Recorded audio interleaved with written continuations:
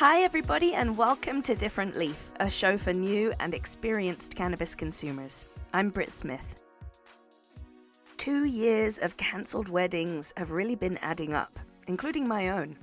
This year was one of the busiest on records when it comes to weddings in the US, and 2023 looks to be even bigger and hopefully better. But something else happened over the pandemic too. Not just the putting off of weddings, but many of these brides and grooms-to-be discovered that alcohol is not all they want to offer their guests, and many of them discovered that cannabis is in fact their chosen way to celebrate their love. This episode, we're talking to cannabis culture journalist Katie Shapiro about the new trend of involving cannabis in weddings, and how you can tastefully host a family-inclusive event with weed on the menu. Katie has written a fabulous article which you can find on page 60 in the full issue of Different Leaf the magazine, called Here Comes the High, Planning a Wedding Reception with Cannabis as the Guest. Today we'll be talking about all the do's and don'ts of how betrothed couples can include weed at their wedding. We'll tackle some important questions like where do you find all the bud, who serves it and makes sure the guests are enjoying their experience, how do you know if venues will allow consumption on site, and how do you tell your guests that cannabis will be at the table? And it's not only in infused foods, drinks, or smoking at a marijuana bar. We'll also be covering all the tasteful ways that you can involve cannabis in your big day, like marijuana bouquets, floral table decorations, beauty products, and wedding party gifts. We'll be right back to chat all things weedy weddings with Katie Shapiro.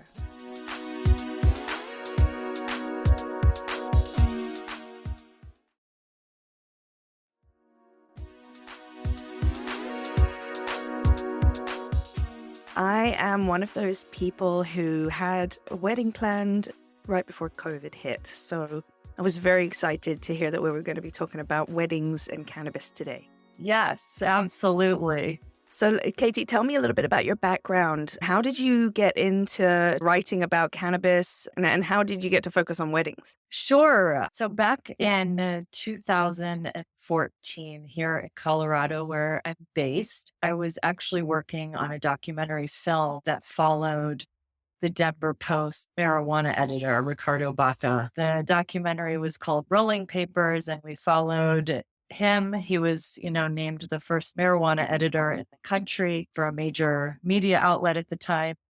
And, wearing this hat as a documentary film producer, we started filming on January 1st that year when adult use sales went into effect in Denver, and then followed his journey for that entire calendar year as he built his team of cannabis reporters at our vertical called the Cannabis, which is unfortunately no longer up and running, but it did set this precedent for cannabis media as we know it. And during the filming process, Ricardo and I had gone way back as friends and colleagues in media. And, we were having drinks after one of our shoot days, and we were just kind of chatting casually. I was also doing some freelance writing at the time as well. And, I asked him, I said, well, do you have anybody covering cannabis style yet? And he said no, and presented me the opportunity to just kind of run with it. And so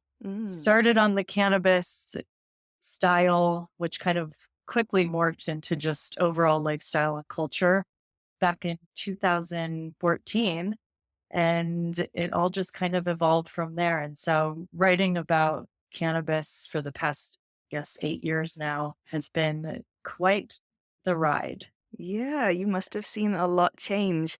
Speaking of Ricardo Baca, I actually met him a few weeks ago and he mentioned you to me. And I was amazing. Like, I'm going to pick her brain, don't worry. You must have seen so much change in that time, especially when it comes to weddings and sort of celebrations in which we can start to involve cannabis. What was it like back in 2014? Were people still sort of sneaking off to go get high at weddings? I think in my experience, yes, and that's kind of been the norm up until this point, when legalization started to take hold. But you had asked, how I started to write about weddings. This is probably only the second cannabis-friendly wedding feature I've written in all these years. I did one for my local column here in Aspen, I believe last summer. But, there really kind of wasn't that much movement, I would say, until recent years, but it's so interesting that got to start working with differently with this feature because one of my sources in the story was Beck Coop. She is the founder of Irie Weddings and Events in Denver, Colorado. But Beck, Mm. I actually initially connected with back in 2015 on a story I was writing for the Cannabis about bud bouquets. It was kind of a cheeky bud story we wrote timed to Valentine's Day. And at the time, she was working at a dispensary and started creating these custom cannabis bouquets for special occasions, which also included weddings at that time. Wow. And it was also around the same time that the New York Times published their kind of first all encompassing cannabis wedding feature, where I feel like the term weed weddings was initially thrown into this legal lexicon that we now use pretty commonly today. Yeah, and over the last few years, I have gone to a cannabis wedding expo here Yes. in Boston, and that's really been traveling the US. So we're starting to see that, especially after COVID, when folks had a lot of downtime and more people discovered cannabis, and now we're sort of getting back from the pandemic and planning our weddings again, a lot more people are considering encompassing cannabis in their wedding day. So let's talk about some of the different ways that people at the moment are interested in including cannabis in their actual ceremony and in the wedding reception, from bouquets to decorations to having edibles. What are people interested in right now? Sure. And I think kind of going back to your point about the pandemic, I think all of this is just so intrinsically tied together from a timing perspective. I think there's this shift away from alcohol, people really starting to focus on their own consumption habits and wellness routines. And I think, not to mention the whole event side of the pandemic and what effect that had on folks like yourself that were maybe planning weddings during that time. But I think one of the statistics I quoted in the piece was that this year alone, there's 2.5 million weddings expected to be planned for the calendar year, which I believe is Whoa. the most since the early 80s. And so I think paired What? with, yeah, crazy number, right? And so I think paired with Yeah, that's huge. this return to in-person events and focus on the downfalls of alcohol consumption, especially at events like weddings where the open bar is, so notorious, and has been for decades where, you have that horror story of your uncle getting too wasted or even a bride for that matter. I think, it's Yeah. just more top of mind for people and very amazing alternative, especially for a celebration such as a wedding where it can honor the ritual of it and, brings people together in a more mellow way. But I think, Yeah. the biggest trend that we're seeing is the actual cannabis bar. And so Mm. having this kind of interactive setup that's oftentimes hosted by companies that have since formed since legalization. Another source in the story is Kat Goldberg, who's the founder of Weed Bar LA.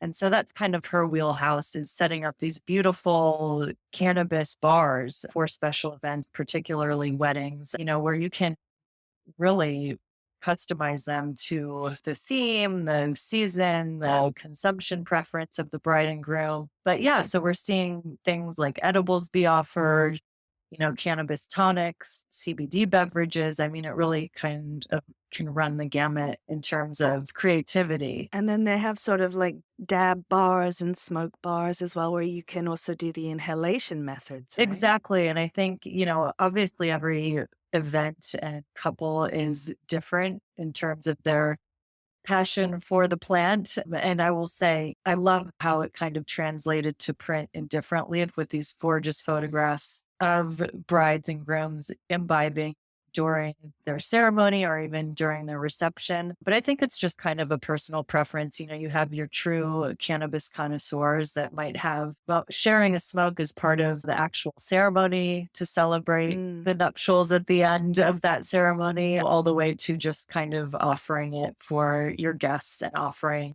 a different alternative. I love that. I love the idea of incorporating it into the actual ceremony itself. Like, if we're thinking about cannabis as it takes place in rituals, it's long gone back in many religions and traditions. And we've got a couple of episodes that are coming out this season about Jews and cannabis and how cannabis was used ritually there. And I would love to say I do and then just take a little hit. Like, if you have a partner who partakes as well, that definitely helps the decision. Absolutely. But when it comes to the reception, there are many ways that you can incorporate cannabis for your guests as well, like you were saying. So there's edibles and drinks, there's smoking, and there's dabs. I've even seen some people who at the tables where they'll have their guests sit down, they'll have pairings listed out of like what cannabis they've got on offer and what food that goes with. Like, you can really take it to quite an elevated experience for your guests right now. Exactly. And I love how you mentioned kind of the ritual and being rooted in the Jewish religion. Kat Goldberg, who I mentioned, the founder of Weed Bar LA, she, I believe, got her start in hosting, cannabis friendly Jewish events, which is a really Mm, cool kind of connection to what she's built her amazing business into as she, hosts more and more weddings as well. And I imagine a lot of those are Jewish weddings, which are always very lively. And at least for yeah. me personally, and as a Jew, going to Jewish weddings, cannabis has always been involved, whether official or Yeah. not. Right. Yeah, me and my cousins would usually sneak off to have a little puff together on one side of the family. The other side of the family, it was just me. Right. But it definitely takes place in a lot of the ceremonies, and we don't even talk about it. But it's kind of nice now that we can bring it to the forefront. And the one thing that I think is most important to me is that it doesn't take center stage. I'm a cannabis journalist. I Yes. might be, throwing a wedding, but it doesn't want to be the star of the show. I'm the star of the show, damn it. I'm the bride. I'm the star of the show. And of course, my lovely husband. But to have cannabis sort of sprinkled throughout, available for my guests to enjoy if they wanted to, I think that that's nice to sort of have as an option for them.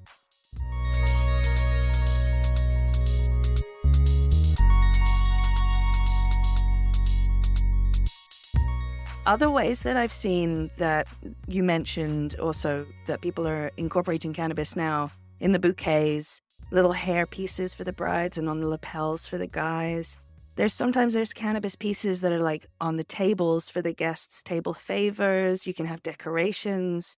There's just so many ways that you can allow cannabis to be involved in the wedding ceremony, but not be the star of the show. You know what I mean? Absolutely. And I think too, that's really the key, as it becomes more and more normalized and part of our social situations. I think it will one day, and that's the hope for us all, right? Is that it is just the standard offering alongside alcohol at Mm, whether it's a wedding or at any sort of social function or special event where it's not this, attention seeking element to an event. But I think too, we talk about different ways to offer it, especially tastefully and elegantly for an event as special as a wedding. But I think one thing that I think people should be very wary about is infusing any sort of cuisine mm, at your wedding with cannabis. I think it's just a slippery slope and you have to be, working with whether it's a expert cannabis chef that knows exactly what they're doing and how much they're exactly dosing. I think infused food is something to be very cautious about mm. in Really? terms of your guest list. And oftentimes those attendees are ranging in age from 18 years old to 80. So, Yeah. infusing your cuisine and especially, an elevated dinner at a wedding, I think there's a separate place for that. Yeah, I think that there's certain crowds that would be cool with. And if you're having Sure. that small, intimate wedding, that might work. But yeah, you're right. Usually there's family members there, there's folks that do and don't consume. I think probably the most important thing as somebody doing the wedding planning is to be upfront with your guests that there will be cannabis available. And if it's like you say, it's not a great idea to infuse the food, which is probably a very good tip. Maybe there can be like a sauce on the side or a cocktail that they could opt for. So that your guests know what to expect. There might be some people there that are smoking, that maybe that'll be a separate area. But the food that you eat there, you're safe. You're not going to get high from it. Like, be upfront Exactly. with your guests for Yeah. sure. And I think too, in compiling this feature for different leaves, that was such a focus for everybody I spoke to, was that education is key. And so this cannabis bar that you might have set up at your wedding can also act as a hub for information. So let's say you're offering, beautiful, artisan edibles, you want to explain the dosage, you want to think about definitely offering a microdose. Mm. A wedding is a long day, and we're lucky too to see this huge shift in the edibles category, where there are so many amazing products that are microdosing their pieces, that you can have a beautiful chocolate that is 2.5 milligrams. And so, people can test the waters that way, Mm. especially, for any kind of new consumers that might be in attendance as well. Yeah, that's a very good point. Microdose, go low, go slow. You've got newbies in the crowd, even if Right, you've been consuming for a very long time, right? And right. if you're throwing a wedding where you're involving cannabis, the likelihood is that you are a regular consumer, you know what you like, but just be aware that not all your guests are on that same page. Speaking of, when we talk about sort of wedding etiquette, what do you think about separating weed and alcohol, or smoking and drinking? Like, I would hate for the folks in my community who only consume cannabis to feel sort of separated from those who drink alcohol. I want them to all be together, but I also want to be wary of the fact that there's like smoke, and sometimes people who drink get a little bit loud and obnoxious. Like, well, what's the etiquette here? How do we mix and mingle? Yeah, I think from experts like Beck and Kat, they both said, having a designated smoking section is probably best in terms of etiquette, because smoke is more invasive to the entire party. Hmm. But I think, the cannabis bar can live alongside your open bar. But again, kind of going back to this education focus, and, keeping it separate, and also ensuring that whatever wedding coordinator or planning company you might be working with, especially now that there are, more and more cannabis friendly event companies going into business and offering this very specialized event planning option, hiring a professional, whether it's from that company or from a very well known or respected dispensary in your area, where you might have a bud tender on their staff that might be available to come staff your wedding.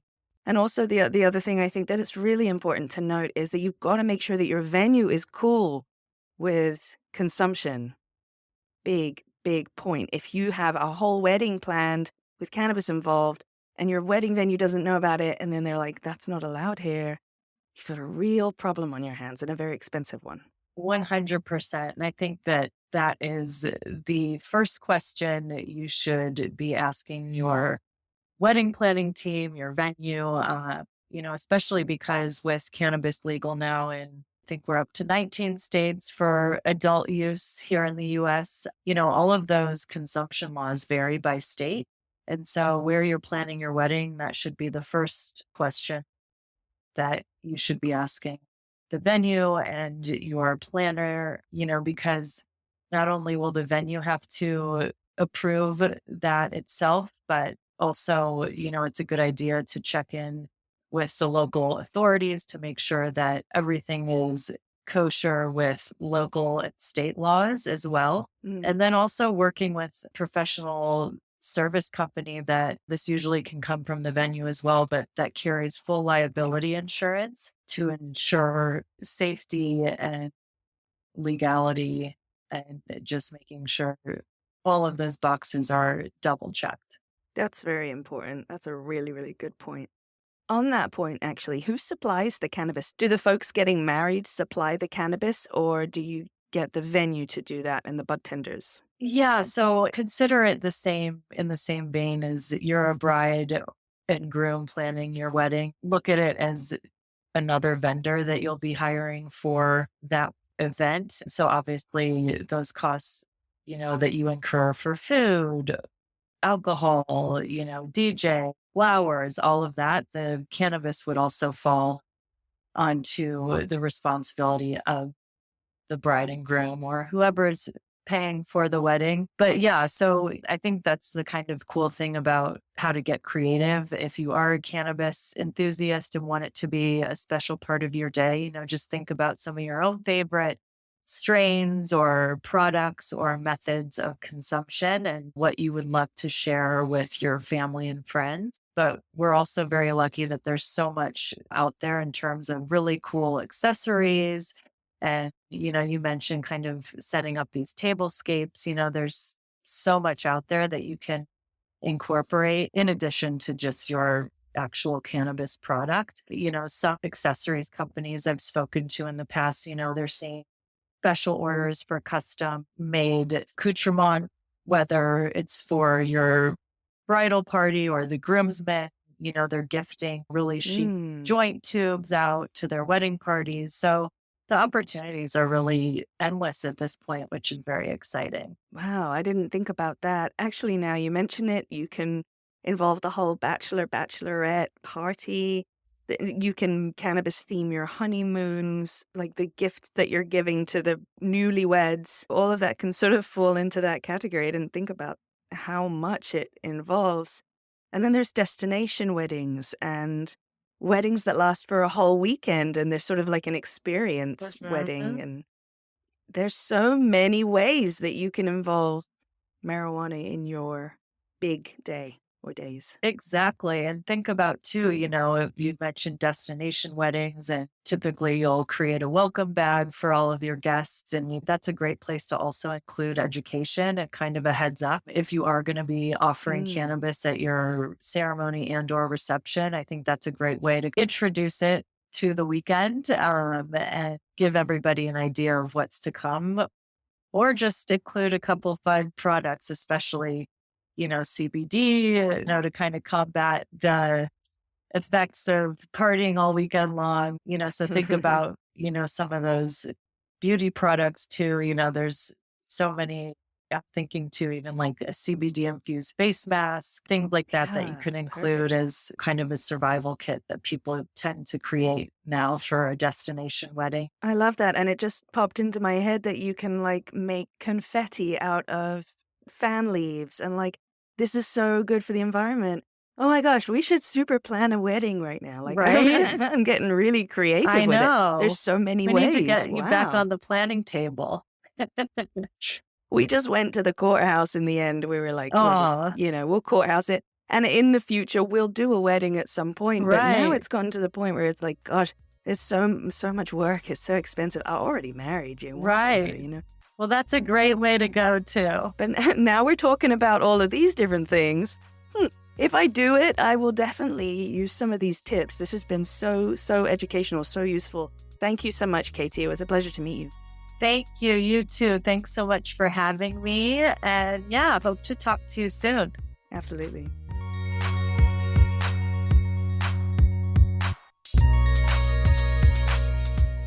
A huge thanks to our guest this week, Katie Shapiro. Check out page 60 of the fall issue of Different Leaf, the magazine, to find her article on weed and weddings. You can order yourself a copy or find your nearest in-person retailer at differentleaf.com.